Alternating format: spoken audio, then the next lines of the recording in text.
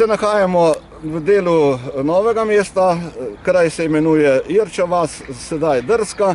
Za nami je bunker, ki je bil zgrajen strani Nemcev leta 1943 v jeseni na 1944 leto. Sam bunker ni bil namenjen za top, tako kot ga vidite zdaj gor, ampak je bil mitraljezki. To se pravi, mitraljez je bil v samem bunkerju. Veliko časa zgleda, da je bil od belogardistov, ker je bil italijanska breda je bila to.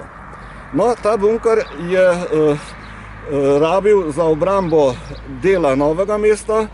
Takrat je bilo Novo mesto že v žici obdano in okrog Novega mesta in tega dela, kjer mi zdaj stojimo, so bili tudi strelski jarki in tudi zemeljski bunkerji. Ti bunkerji so se razprostirali, tu bi rekel lahko proti jugozahodu, zelo daleč do vasi praktično Škrjanč, ne ravno do vasi, ampak nad Škrjanči gor, to je cirka 2 kilometra. Bilo je tega zelo veliko, bile so tudi žične ovire, kar je predstavljalo težavo kmetom v tej okolici, v okolici Irče vasi in same Drske. Ti ljudje so izredno težko prehajali na svoje njive in so bili tudi ogroženi. Teror je bil velik, no, jaz poznam iz svoje roke, ker so moji sorodniki to trpeli.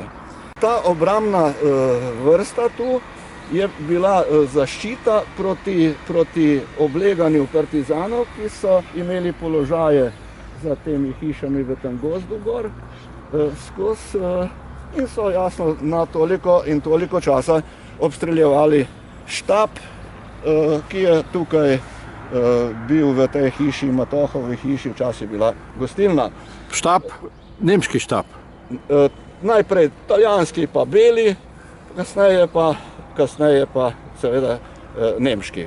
Sedaj se gremo v protitankovski bunker, v notranjost, kjer si bomo ogledali sobo, v katerem tako imen sobo prostor, v kateri je bilo orožje, ki je bilo naperjeno in namerjeno proti partizanskim položajem v gozdu za Brodom. No, pa pojmo pogledati še en velik dosežek človeškega uma.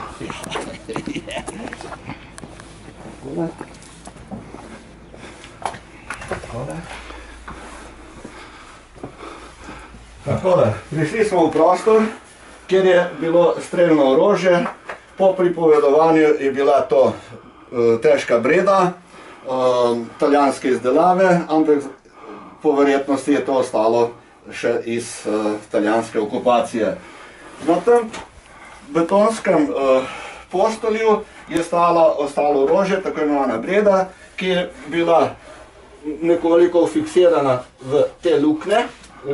Tu so bile nožice in tukaj lafeta in je točno merila na partizanski položaj v gozdu za Brodom. Aha, to je pa cesta za Dolenjske Toplice. Ja, tako. V smeri Dolenjske Toplice je ta Brod. Bunker sam je zgrajen iz zelo močnih zidov, tudi sama strop je izredno močan, je pa prepuščal kasneje in potem smo ga začeli sanirati. Zdaj gremo proti severu, na izhodu. Ta bunker je imel 2 izhoda, oziroma vhoda. No in se nahajamo zdaj zunaj, kjer je na steni tabla, ki smo jo postavili s pomočjo sredstev krajevne skupnosti. Postavilo jo je krajevna organizacija Zveze borcev Drska. Ta tabla naj spominja na te dogodke, ki so se dogajali v tem kraju. Po pripovedovanju krajanov je bilo zelo hudo. Evo,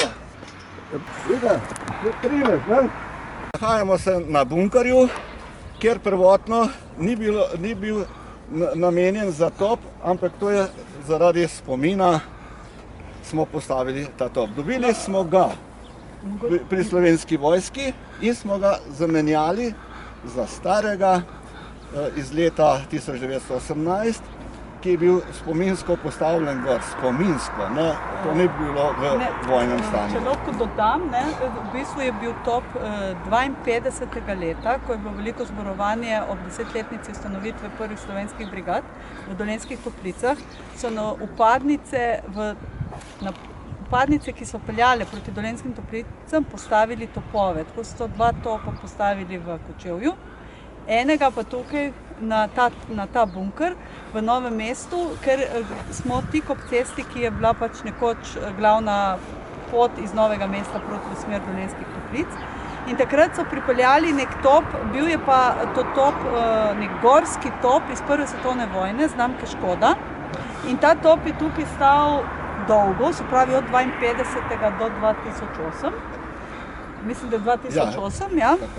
In se je Vojaški muzej iz Pivke se je začel za ta top zanimati, ker je to bil edini te vrste ohranjen top na Slovenskem. In zato smo se pač dogovorili, čeprav je bil že takrat bunker imel status kulturnega spomenika in je so pridobili tudi vsa soglasja, da so pač tisti top odpeljali v muzej v prenovo in je tudi, mislim, da je že razstavljen v muzeju. Vojska, Slovenska vojska pa je pač za zamenjavo pripeljala ta top, nemški flak, iz leta, mislim, da je iz leta 38, ki pa tudi časovno konec koncev bolj sodi v ta čas. Imajo pa teh topov vojska več in so tudi primerno zaščiteni, da lahko zunaj stojijo in je tudi Slovenska vojska prevzela skrb za njegovo vzdrževanje topa.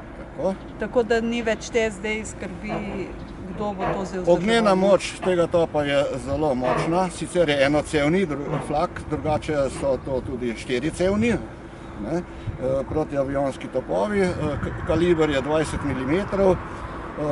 je dokaj hitro streljni, tam preko 250 krogel na minuto.